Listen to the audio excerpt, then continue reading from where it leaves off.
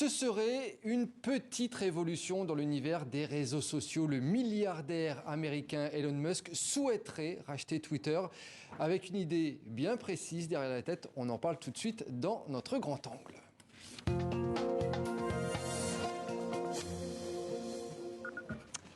« 41,39 milliards de dollars, c'est la somme astronomique, on peut le dire, que serait prêt à mettre Elon Musk pour le rachat de Twitter. Le petit oiseau bleu va-t-il prendre un nouvel envol? On en parle avec notre invité Thomas Fauré. Bonsoir. Bonsoir. Thomas Fauré. Vous êtes entrepreneur du numérique, fondateur de Waller. C'est une plateforme française de réseaux sociaux sécurisés. Et on peut dire que Twitter, c'est aussi un de vos domaines de prédilection. Je voulais déjà qu'on revienne sur le CV d'Elon Musk pour les téléspectateurs de TV5 Monde qui ne le connaissent pas. Ingénieur, chef d'entreprise, milliardaire, on lui doit notamment PayPal, Tesla, SpaceX, rien que ça. Il est actuellement actionnaire à 9% de Twitter. Elon Musk, on peut le dire, c'est un sacré personnage. Ah oui, c'est l'entrepreneur numéro 1 aujourd'hui dans l'image qu'on a pu aussi se faire dans le passé. Vous vous souvenez bien sûr à l'époque de Steve Jobs ou Bill Gates. C'est vraiment aujourd'hui la figure qui actuelle de l'entrepreneuriat mondial. Il est sur tous les sujets. Il dirige, comme vous l'avez dit, plusieurs entreprises à la fois. Et ça, c'est la première fois qu'on voit ça. Et avec évidemment beaucoup de succès. Et aussi peut-être, on peut en parler, un peu d'inquiétude. Autant de pouvoir dans les mains d'un seul homme, il y a de quoi faire réfléchir. Et ben justement, on va en parler dans un instant, justement des inquiétudes autour de cet éventuel rachat de Twitter. Mais avant, je voulais avoir votre avis. Cette OPA sur Twitter de la part d'Elon Musk, coup de folie ou coup de génie selon vous ? Ni l'un ni l'autre. C'est le coup d'un maître stratège qui sait parfaitement quels sont ses objectifs et qui maintenant sont affichés. C'est le rachat de Twitter. Y arrivera-t-il du premier coup ou via un plan B, comme il l'a évoqué dans une conférence hier? Ça, nous le verrons, mais il est certain qu'il souhaite racheter Twitter aujourd'hui. Mais pourquoi il veut le racheter ? Ils veulent racheter parce que les médias sociaux, les réseaux sociaux sont un organe évidemment de puissance de l'information phénoménale. Et on voit aussi que finalement les réseaux sociaux aujourd'hui conduisent l'innovation. On peut le comprendre. Évidemment, quand on regarde le projet de Mark Zuckerberg et le métavers, qui est en fait le prolongement du réseau social, puisque le réseau social, c'est quoi? Ça n'est rien d'autre qu'Internet fonctionnant à plein. En fait, pour résumer, à l'échelle nationale, les milliardaires, ils rachètent les journaux, et à l'échelle internationale, les multimilliardaires achètent les réseaux sociaux. Oui, ces nouveaux médias que sont devenus les médias sociaux. Il dit, concernant Twitter, Elon Musk, vouloir en déverrouiller le potentiel incroyable. Alors, lorsqu'on dit ça, à notre échelle, ça peut faire presque un petit peu peur. C'est quoi un potentiel incroyable d'un réseau social ? Alors, moi, je pense que c'est une stratégie de communication. D'abord, premièrement, parce que Twitter exerce déjà son potentiel incroyable. C'est devenu comme Facebook ou comme, on dirait LinkedIn ou autre. Bon, il y a d'autres réseaux sociaux, mais c'est quand même un des réseaux sociaux les plus importants aujourd'hui. Alors, lui pense qu'il peut faire beaucoup plus. C'est aussi ce que pense Zuckerberg avec Facebook. Moi, je pense que c'est surtout de la communication stratégique qui consiste à dire que ceux qui dirigent Twitter aujourd'hui ne déploient pas le potentiel incroyable de Twitter. On va parler un petit peu à présent des inquiétudes des utilisateurs, aussi de l'inquiétude autour de la liberté d'expression. Elon Musk, il fait partie de la mouvance des libertariens. C'est une philosophie très répandue aux États-Unis.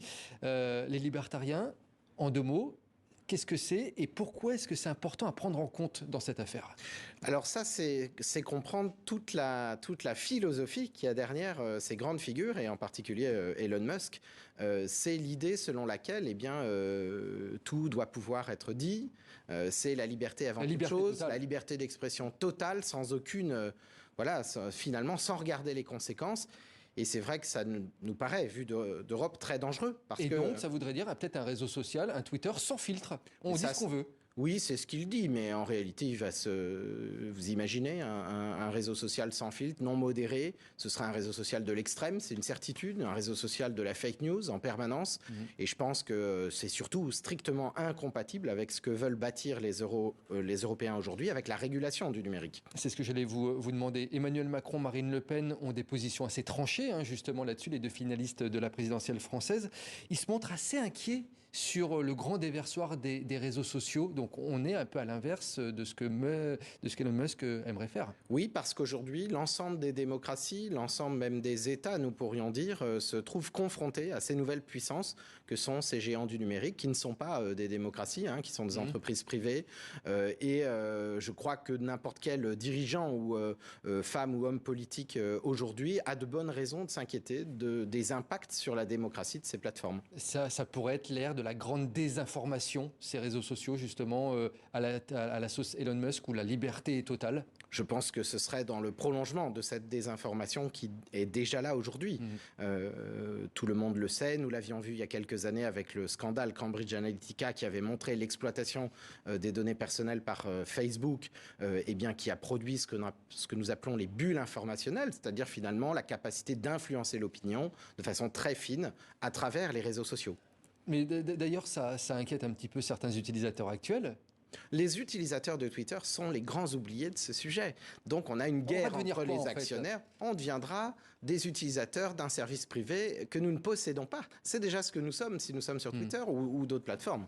Il ne faut jamais oublier ça. Les internautes aujourd'hui sont soumis malheureusement à ces plateformes et ces géants du numérique privé. Concrètement, est-ce qu'il va y avoir des nouvelles fonctions? Est-ce qu'Elon Musk imagine des choses nouvelles au niveau technologique? On parle notamment de modifications possibles de tweets. Qu'est-ce qu'on peut attendre de cette nouvelle version? Oui, alors ça peut paraître un détail évidemment technique, ce serait de pouvoir modifier des communications qu'on a déjà émises dans le passé. En réalité, ce qu'il y a derrière, et Twitter a été toujours très attentif à cela, c'est de ne pas transformer et modifier un échange qui a pu arriver. Donc dire on peut tout changer, c'est symbolique. Honnêtement, je pense que ce qu'il veut, c'est le pouvoir de cette entreprise. Est-ce qu'on peut craindre pour nos données personnelles? Déjà, on peut craindre dès maintenant. Il n'y a pas besoin d'attendre l'arrivée de Musk au pouvoir pour craindre effectivement l'exploitation de ces données par les géants du numérique américain.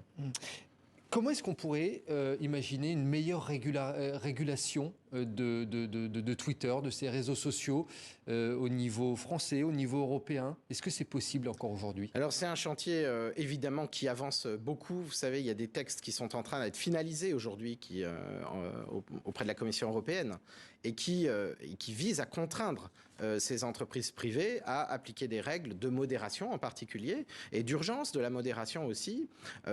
Il va falloir que ces entreprises comprennent qu'elles ne sont pas de simples relais, mais qu'elles ont, comme un média, un vrai rôle éditorial sur ce que produisent leurs utilisateurs. Vous avez un petit peu observé la question du numérique dans la présidentielle française de cette année. Et qu'est-ce que vous en avez pensé? Est-ce qu'on a assez abordé la question du numérique ou pas, selon vous? Est-ce que les mesures étaient bonnes?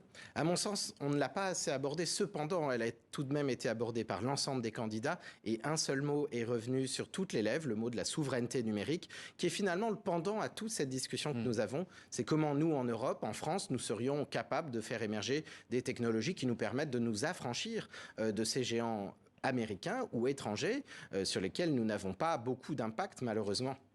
Vous-même, vous avez créé un réseau social en France, c'est bien cela? Oui, je ne suis pas le seul, mais moi j'ai créé Waller, qui est une plateforme, un réseau social qui accueille aujourd'hui près d'1 million d'utilisateurs. Nous sommes des nains par rapport aux GAFA, c'est clair, mais ce qu'il faut comprendre, c'est que nous avons créé une plateforme qui ne ressemble pas à ce que sont les réseaux sociaux américains, qui sont tous des copies conformes les uns par rapport aux autres. Et en Europe, on est capable d'imaginer des plateformes, des systèmes qui seraient culturellement beaucoup plus proches de nos valeurs. Et parmi ces valeurs, la protection des droits individuels, la protection des correspondances privées et évidemment des données. Alors on me dit dans l'oreillette, c'est du direct, qu'on a une dépêche qui vient de nous parvenir, comme quoi Twitter avait mis un plan en place pour empêcher Elon Musk de racheter ses actions. Ça tombe au moment donné où on a cette discussion. Est-ce que ça vous étonne que Non, Twitter décide pas du tout. On s'y attendait. Ça faisait partie des hypothèses, effectivement. Donc, ce plan consiste probablement à interdire, en fait, le rachat des actions publiques, puisque, vous savez, Twitter a une partie mise en bourse, afin de ralentir les capacités de préemption et de rachat de la part d'Elon Musk. Donc, ce que va faire Elon Musk derrière, ce sera plus long pour lui, mais il peut le faire. C'est-à-dire, il va aller voir les grands actionnaires de Twitter et tenter de racheter en gré à gré pour monter au capital. Il est probable que l'offre qu'il a émise, qui est de rachat total, soit refusée également. Vous nous parliez de votre réseau social que vous avez créé. Il y a une autre personnalité qui a créé un réseau social, c'est Donald Trump aux États-Unis, qui réunissait un petit peu, on va dire, ses partisans. Il n'a pas très bien fonctionné, ce réseau social. On n'en entend plus beaucoup parler. C'est étonnant que ce réseau social créé par Trump n'ait pas fonctionné. À mon sens, on ne s'improvise pas entrepreneur de la tech quand on est, bien sûr, on peut être un grand homme d'affaires, Pourquoi voire il n'a un pas fonctionné politique, selon mais vous? alors d'abord, je ne connais pas bien le sujet, mais vous savez, le nombre de problématiques techniques qui peuvent arriver, je crois que sa plateforme accueillait tellement d'utilisateurs que voilà, elle a dû être victime techniquement de son succès. C'est absolument pas évident d'aller construire aujourd'hui des systèmes comme Twitter, Facebook ou autres, et c'est la raison pour laquelle ils ont une valorisation si élevée. Avec le recul, comment vous voyez Twitter aujourd'hui? Est-ce que c'est effectivement un grand espace de démocratie ou au contraire, Twitter a aussi fait du mal à la démocratie, à la désinformation, à la liberté d'expression, quelle qu'elle soit? Twitter, c'est un instrument de communication très puissant. Toutes les entreprises le savent, toutes les femmes et les hommes politiques le savent parfaitement. Mais c'est aussi un instrument dangereux parce que c'est, comme sur toutes les plateformes de médias sociaux, le principe du buzz qui prime, c'est-à-dire que plus une nouvelle va être reprise, plus elle sera exposée auprès des utilisateurs. Et donc, c'est vraiment cette notion de buzz. Voilà, donc c'est une plateforme de communication, évidemment, aujourd'hui primordiale. Honnêtement, on ne peut plus passer à côté. Mais avec beaucoup de dérives. On est chez les Américains. Il faut comprendre ça. Donc voilà, nous ne sommes pas chez nous. Une dernière petite question. Vous avez sorti un livre qui s'appelle Après Facebook, rebâtir. Il nous reste 30 secondes. Après Twitter, on rebâtit comment, éventuellement, le réseau social de demain? Comme après Facebook, l'idée de ce livre, évidemment, c'est que je raconte le parcours que j'ai dans la création de Waller depuis presque 10 ans maintenant. C'est surtout l'idée d'imaginer ce que peut être un monde numérique fabriqué en Europe. Indépendant le plus possible, évidemment, peut-être pas à 100%, mais des technologies américaines, chinoises ou autres, les grandes technologies du monde, c'est aussi donner des pistes de réflexion sur cette possibilité de réémerger.